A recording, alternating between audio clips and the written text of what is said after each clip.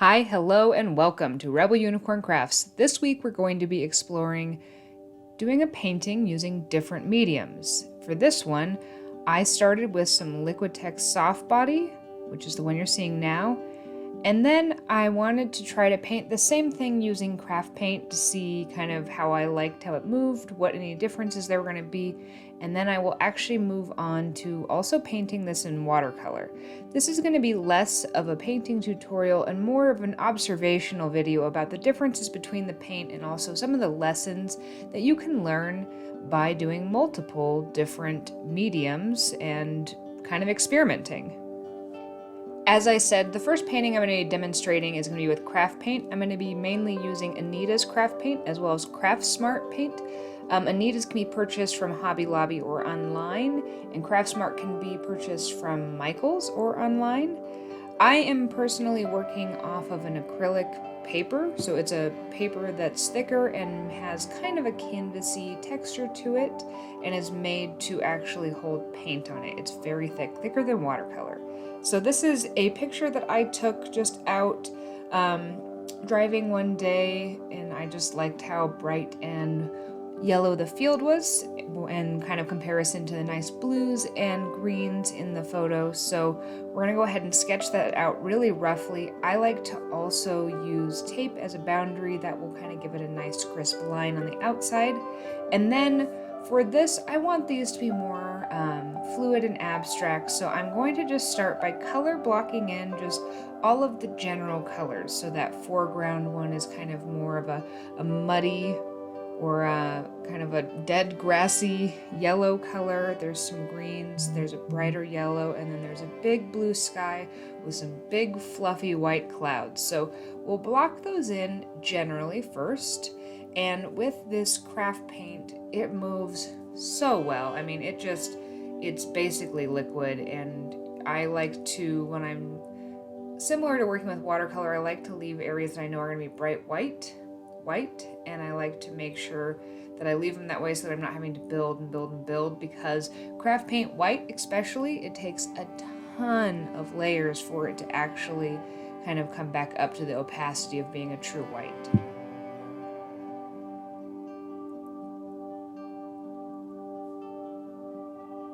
Now, if I were trying to get a little bit more realistic with some of this, what we'd want to do is work in sections. And that is what I'm doing, but we would want to kind of complete an entire section, maybe work from the back to the foreground so that we can cover the edges. But I'm going to be working back and forth because I want to work with different levels of dryness in the paint, because I want this to be just a little bit looser. So this has obviously been sped up because it does take me a while to get a painting done, even a small kind of loose one like this. But in general, the idea is that we start by blocking in the different colors so that we know kind of the general layout and the general color scheme. Then we can go back in and fill in a few of those details. I like to add in some of the hints of other colors, and I like to make sure that I emphasize where the shadows are going to be. That's what's going to really bring this painting together in the grassy areas, is figuring out where the shadows and where the highlights are, because otherwise it would just be kind of a green line across with a few bumps up and down.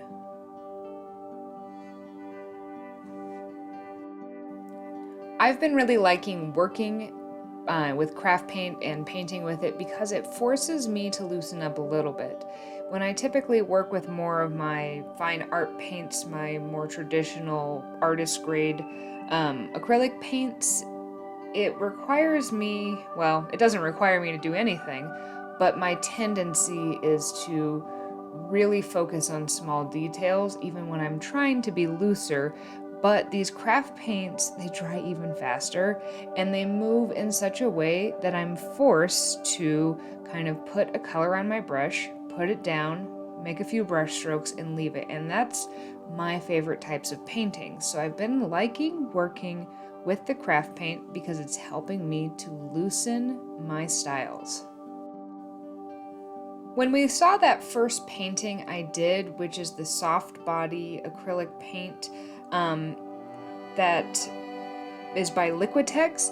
One of the main differences you're going to see is it is a soft body, but there is a little bit more viscosity to it. Not a ton, but there is more to it than in this craft paint. But the biggest difference I find between the soft body and using craft paint are the blues. You cannot get very good blue colors in craft paint. They're always more pastel-y. They're less pigmented, which is kind of obvious, but it seems like you can get a lot of really nice pigments in the craft paint, but blue always seems to be lacking if you want a deep kind of phthalo blue or ultramarine blue, which is what I like to do shadows with, and kind of some of my base colors, especially for planty type things. So that's one area that I think using a nicer paint is way more rewarding than the craft paint. If you taped off your edges at this point, once you're happy with what you have here, you want to make sure that, again, you hit all of the tape with a hairdryer because it releases the adhesive.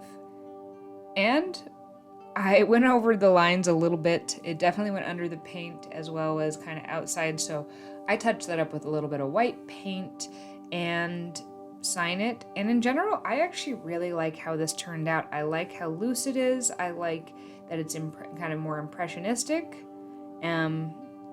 Again, my main complaint would be the blue color. All right, let's move on to our second painting. In this one, I'm going to really kind of change the medium up. It's not going to be acrylic to acrylic with a slightly different type. We're actually going to move over to a watercolor. So I mark off the size I want and tape it down. And then I'm actually going to switch over to true watercolor supplies. So we'll get rid of all my acrylics. And we're going to try to do this looser. Now, you can do watercolor paintings in a far more traditional, well, not traditional, watercolor's always been used fairly loosely, but you can do it in a more realistic format if you like. But I want to stay with kind of that same style where I don't overwork anything, I don't spend way too long in any area, and we want to kind of loosely sketch this out again. We don't want to get every detail, so don't draw every bush. I'm using a watercolor pencil so that my sketch will blend into the background, and then I'm going to go ahead and mix up some of my colors, and I'm going to start by doing my sky wash. And again, just like I did in the acrylic painting, I'm going to leave the areas that I want to be the whitest white of the fluffy cloud kind of bare, and so I'm going to paint around them. I'm using kind of a whiter wash brush because I wanted this to be looser and I didn't want to have to deal so much with the little drip method. So that is something you can do if you want to invest in some nicer watercolor brushes. Some of those whiter ones that will help you cover more ground will make your washes easier. Now, the biggest difference between painting an acrylic and watercolor is that we cannot build up a white pigment. We need to make sure that the paper is our white pigment. So if you were a little too heavy-handed on kind of the edges of some of the clouds, you can take some paper towel or even your brush to remove a little bit of that pigment, and I like to soften the edges for that. After I do that, I'm going to kind of work in different layers. So there is a green layer that meets up to the sky, and I don't want to do that one yet because it would touch the sky and it would bleed into it because the sky is still wet. But that yellow layer in the background is separated from the sky, as well as the foreground one will be separated from the other green part. So I can actually go ahead and put those in now while I'm waiting for my sky to dry. I kept the back one bright yellow because that one seemed like where the sun was really shining on it. And this foreground one, bit of the field had a little bit more orange tones to it, maybe even a few bits of green grass and things, so I'm just going to add in some texture. You'll notice that as I waited for everything to dry, and everything seemed really bright, and now it seems a lot more muted. Watercolor dries a lot softer than it appears when it's wet. So always keep that in mind, and that's when we're going to add more color. We're going to add more layers. We don't always want to start with heavy pigments. We want to build layers up. So while I'm putting this green in, I want to keep in mind that the sky and both of the yellow parts are completely dry. That's really important when we're working with different areas of color, because otherwise they would bleed together. So I put in my main green, and then I'm going to concentrate a more pigmented and a darker green along the bottom to show some of that shadow, as well as along the back bottom, before I actually start to add in some of my greenery. I'm going to use a slightly more pigmented version, and I'm going to just use my brush a little willy-nilly to kind of create some rounded treetop as well as bush shapes, and I will slowly add those in.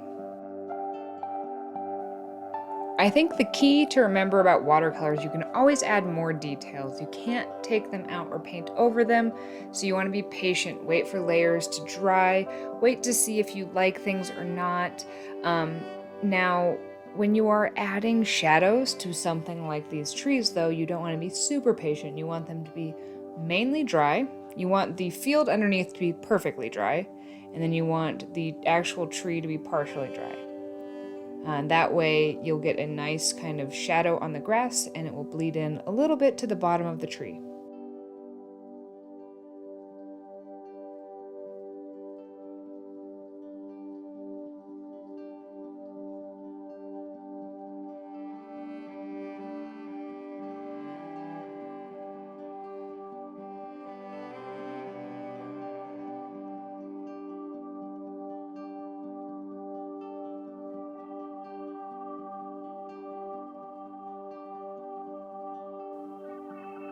So let's look at these again. This is the first with the Liquitex. This is with the craft paint. Again, with the Liquitex, I do think that the blues are definitely deeper. You get some darker tones, you get some brighter yellows, but I like both of these. And then here is the watercolor. For this, it brightens it up because obviously we have a lot more white working with it as long as we preserve it. I'm not exactly sure if this was helpful for you at all, but I do really recommend doing some of these studies where you use multiple mediums for the same painting, because you'll be surprised how much they change even though you're using basically the same things. Also, it really helps you know which ones you like to paint, and sometimes it will change with what you're painting. So go ahead, go get creative, and I hope that you make the most of your creativity, and if you have extra time inside, that you use it for that.